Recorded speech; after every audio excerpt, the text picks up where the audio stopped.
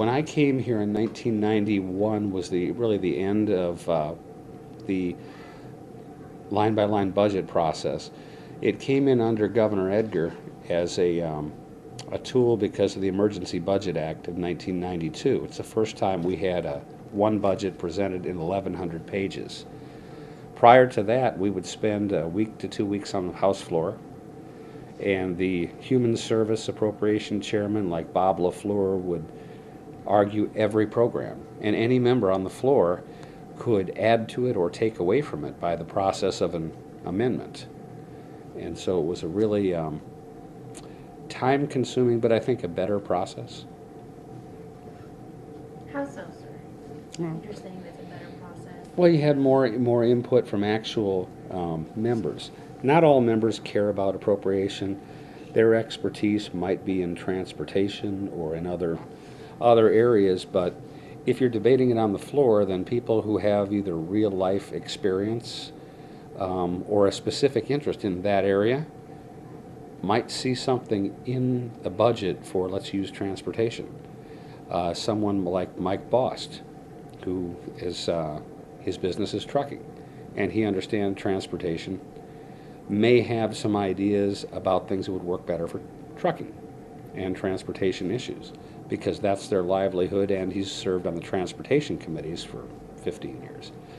So individual members could then use some of their own expertise as a basis.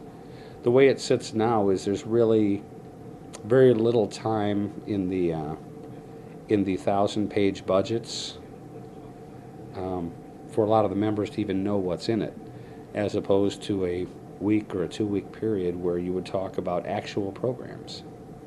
So that's how it would be better. Sir, do you think that you guys have 5 weeks to come up with this budget before May 31st? You think you guys are going to meet that deadline? Or? Sure. Yeah, I do. It's going to take, the appropriations committees have worked really, really well together on the House side and used the lowest possible real number as a basis. Senate is a little bit higher.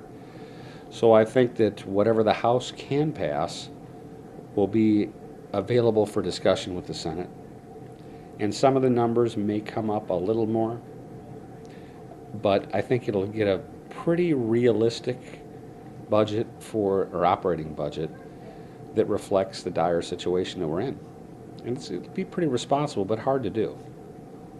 Sir, let's talk about the, I guess, the past leadership. In the past 10 years or so, you had George Ryan, Rod Blagojevich.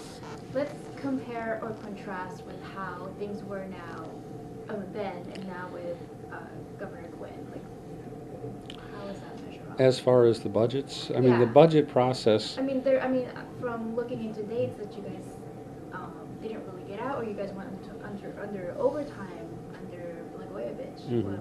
What was going on there? Well, the budgets were not that much different.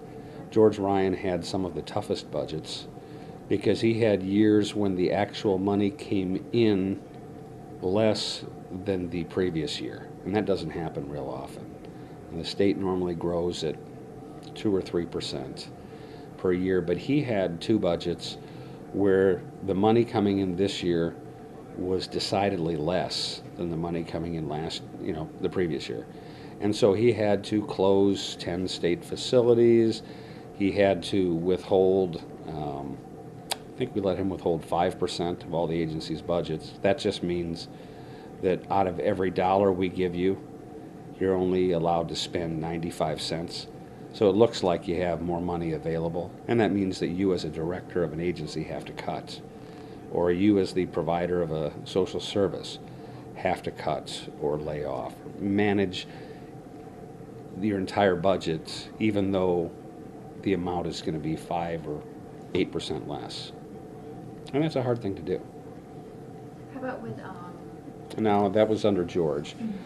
Mm-hmm. Under Rod, he's the only governor that had no actual no plus years as far as revenues coming back. He was in the depth of the recession Some of his program spending caused a little bit of heartache that we have here now, but not to the extent that a lot of people credit him for it. The reality was he just was the only governor that I can recall in a long period of time who had no money to spend.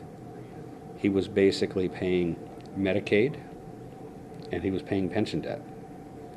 And so the borrowing plans that were necessary sometimes for operations that was his tool, his way of getting something to do for new programs.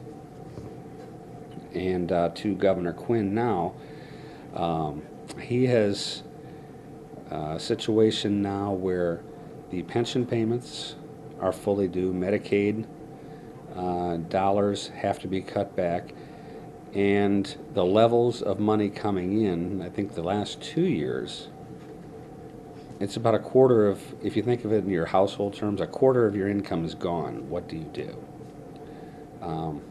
He's going to have, he had to go back to line-by-line budgets, or budgeting for outcomes. And that's a nice way of saying purchasing government services. And when you run out of money, it's not because those items that you didn't have the money for aren't good things. It's just these are the things that we can afford, and you have to prioritize every agency. The governor's office is the first one since Governor Edgar to actually see a line-by-line budget. The two intervening governors, basically the leaders got together, Appropriations Committee chairman brought forward their bills, and that deal was carved between those 5 people. So sir, let me just get this straight. It was Governor Edgar who used to do the line-by-line? Yes, Governor Thompson and Governor Edgar had line-by-line budgets until the recession in 1991. And at that time, the first 1,100-page one budget bill instead of 40 budget bills appeared. And it was basically placed on the representatives' desks a couple of hours before the time to vote on it, and was passed. And those, and then after that, there was never a time where you didn't have those very big, tough to decipher budgets. Anything else you'd like to add? No, I mean, I've been very happy to see the cooperation between the Democrats and the Republicans at the individual committee level, because they have embraced using real revenue, which is they can't give the authority to pay for anything unless we can reasonably expect that money to come in. The governor's budget was based on us decoupling from the federal depreciation schedule. And if we don't do that, then that's about $600 and some million that would be less to spend. So the House budget considered that as not happening. If that does happen later on, then that money can be used to plug holes within these budgets. But the committee members have agreed on cuts, and very difficult cuts, working together and going through all the lines. So it's been refreshing, and I think for the members who might not have understood the appropriations process and how you decide which government services to buy, it's a good exercise. And so just a little side note, I guess more for my own history lesson here. With when was it decided at last General Assembly that you guys should do line by line for this year's? Yes, Carol Sente and I forget who the second sponsor was. Elaine Neckritz has been very big in this. So this was last General Assembly? Mm-hmm. Last General Assembly, we realized that in passing the budget that we had to change not only our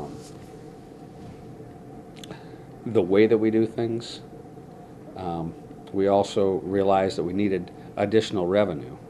So when we raised the taxes, we knew that that would have to be coupled with a program of creating no new programs and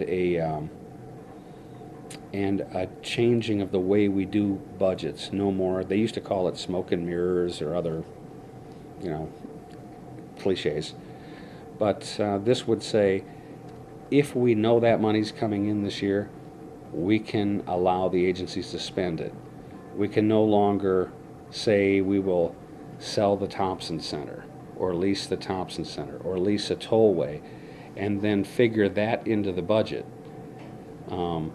and spend as though it had actually happened, because that's what had happened in the past.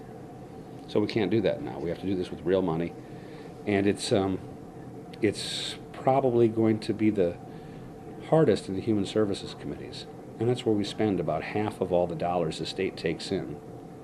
So I respect the jobs that they're doing there and look forward to seeing probably this week, this week or beginning next week, the bills coming from those committees for consideration.